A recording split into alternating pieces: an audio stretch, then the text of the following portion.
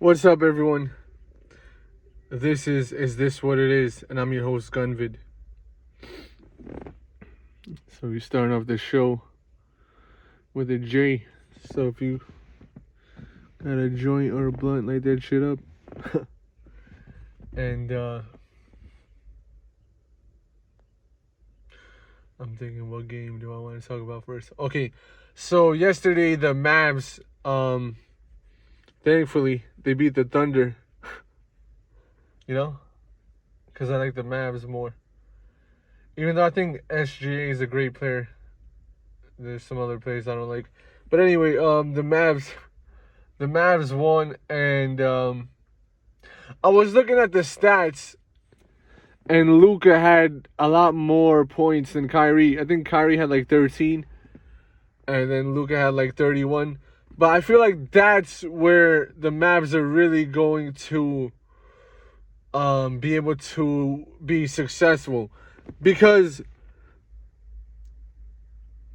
if you have two players like Kyrie and Luka who shoot pretty much the same shots, it's not always the right recipe to win, because you got to have more balance on the team. And I feel like the NBA was better back then and more skill based, and like teams were more effective and better because the point guard wasn't taking many of the shots.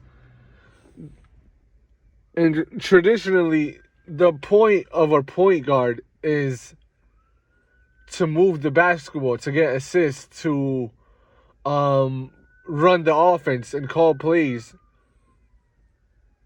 So now they still call plays, but I feel like the game is more isolated now, to where players are just trying to cross someone up and get some get a highlight reel play, like whether it's a crossover or a dunk.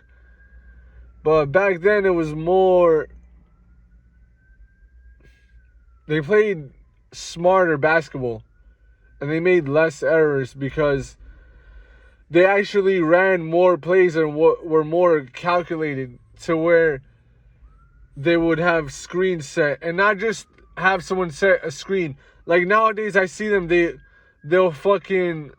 still call screens, but a lot of them are like moving screens and they're not even effectively setting picks. Pause. So, like if you look at the play calls back then, especially in game-winning situations, they were a lot more complex and intricate plays that were designed very well, to where there wasn't just one pick being set. They would have like fucking two players setting picks and have one player running around and he'll get like to the other side of the basket and then, be open for a three and hit a nice game winner.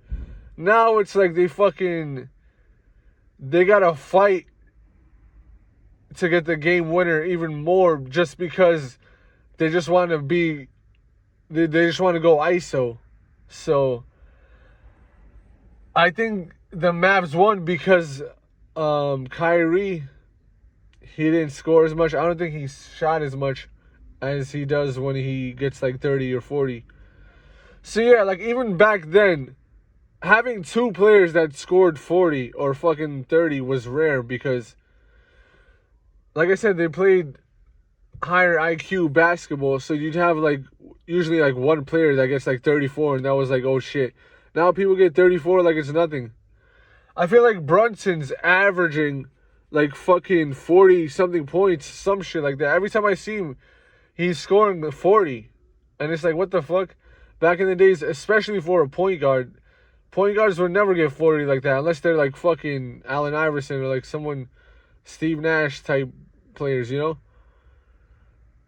Jason Kidd, players like that. But yeah, the game has changed, and although they score more, that's because the rules are more favored towards the offense. And that's not talking shit, that's just facts. If you have been watching the NBA, you know what I'm saying is a fact. So Yeah. Who else played? I think the Celtics won, right? They won against the Cavs, and that was expected. So yeah, I think Porzingis is still out, so I think that's gonna really hurt them against the Knicks because he's someone that could have made the difference for the Celtics. So although OG and Randall are out. First of all, real quick, I just want to say OG is a fucking ill ass name. I don't know what it stands for, but that's a fucking dope name, especially in New York City because we smoke a lot of weed. Like, yo, shout out to OG. But yeah, I feel like Porzingis being out is gonna hurt the Celtics, and the Knicks are gonna win 4-2. I think they're gonna be the tougher team, especially defensively. The Knicks have been really frustrating the opposing team's offense and playing stifling defense. So yeah, things are looking good for the Knicks, even with Randall and OG being out. And that, like I said in this couple episodes ago, that shows the resilience of New York City. If you didn't grow up in New York City, you fucking don't understand how tough it is growing up here. And every city has its struggles, but like you think about it, other cities like um let me give an example.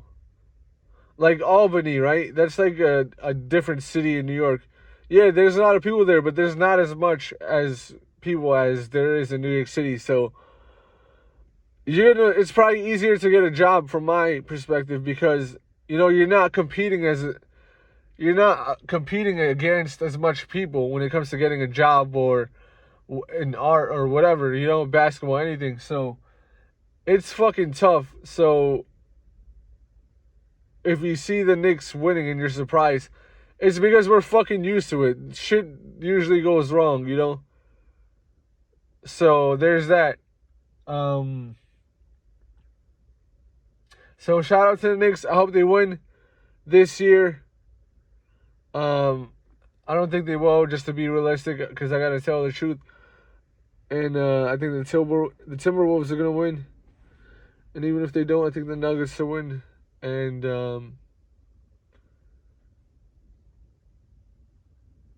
but yeah, hopefully New York wins. I love New York City. And